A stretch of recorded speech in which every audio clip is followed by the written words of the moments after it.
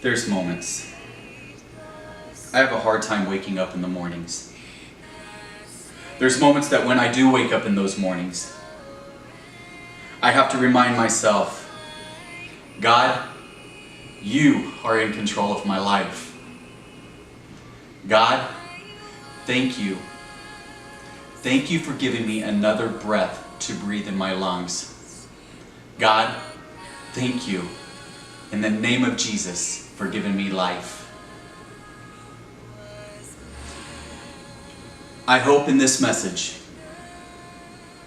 you guys please take a minute to listen to the words that I say. Depression is a huge thing in America. You know what? It's a huge thing all over the world. Some of us know how to cope with it. There's others that do not. A broken heart, scientifically, can lead to death. Do you not believe me? Look it up. A broken heart can lead to depression, which leads to death. A broken heart can lead to people having heart problems, which leads to death.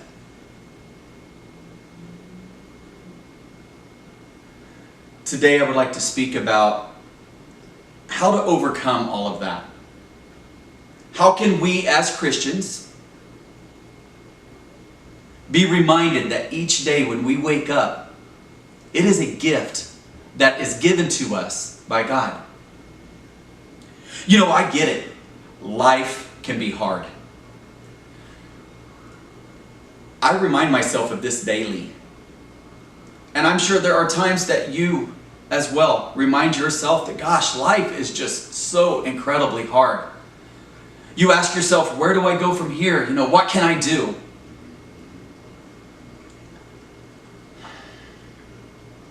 You know, life occasionally hurts. And at times, it just seems so unfair. I get it. I really do. You know what else I get? I also get that those of us with air in our lungs, you know what? We are extremely blessed. God chose to wake us up. He chose to wake you up. He chose to wake me up, giving us another day to walk towards His will for us in our lives. We have a choice. We can hold our heads down. We can walk around with pity. We can feel sorry for ourselves. We can give up. But is that truly glorifying God?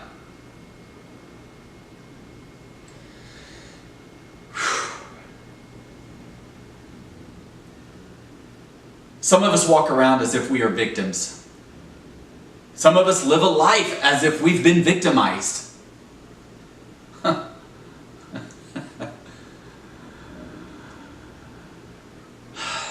You know what? I think this is what we need to do. I think we need to get over ourselves. I think we need to get over the problem. I think we need to get over the situation. I think we need to focus more on what it is that it takes us to heal according to what God's will is in for our lives. Are we going to allow somebody to hold us back? I don't think so. Do I want somebody to hold me back? I don't think so. Do you want somebody to hold you back? I really do not think you do. You know, nobody owes us anything. But in fact, we owe everything to God. We need to stop moping around. Either we are truly going to live our life, or we are going to allow the things that life throws at us to kill our spirits. The road ahead of us was never promised. It was definitely never promised to be easy. You know what? We were never even promised tomorrow. We may have hurt people in the process, and guess what? We too have been hurt. That's part of life. God allows us to go through events like that to make us stronger, to prepare us for what's going to come forth the next following day, to allow us to build the wisdom and retain and regain and gain knowledge and everything that we need to have to become a testimony to somebody else that may eventually come into our lives that may be going through the same thing we went through. We should all understand the people that are meant to be in our lives or to be a part of our journey, guess what? They're going to be there. They're not going to leave you.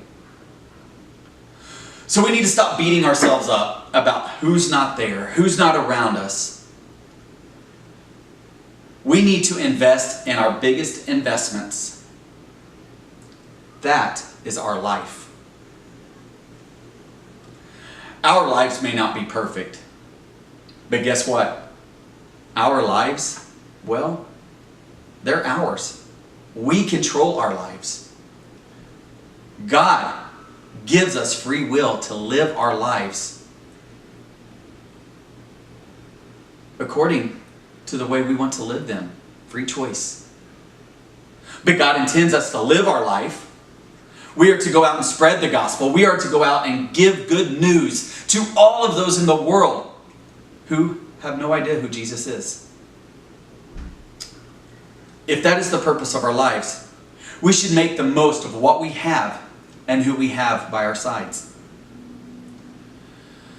We should stop trying to manipulate people and force people to see our worth. By doing this, we're living a life of fallacy. We're trying to dictate what we want others to see in us. That's not real. There will always be hard times in your life. There's going to be hard times in my life. But we all have a choice of how we're going to deal with it.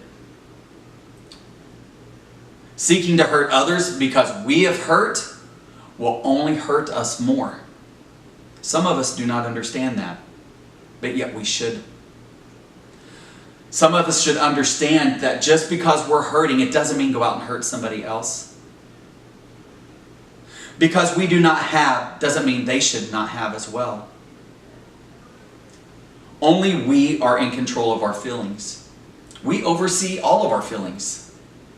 You and I oversee our thoughts and our actions. I say it's time to mature up. It's time getting to know more of God.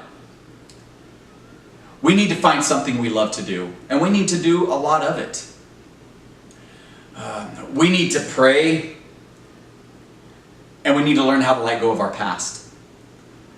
We definitely need to learn to forgive each other. But most important, we need to learn to forgive ourselves. By forgiving ourselves, we're going to be able to heal. By forgiving others, we're going to be able to heal.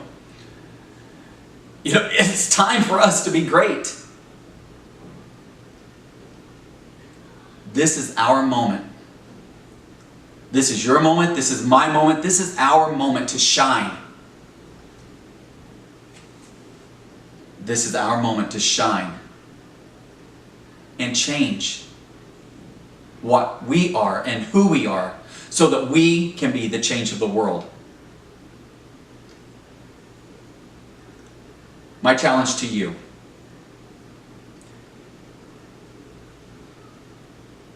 Can you be different? Can you learn to love and love unconditionally? You know what? I know I can. I also know that you can as well. We need to stop moping around. We need to stop feeling sorry for ourselves. We need to acknowledge that God is in control, not us.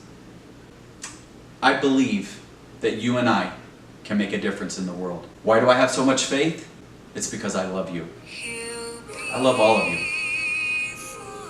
I love you unconditionally, and that will never change. God bless.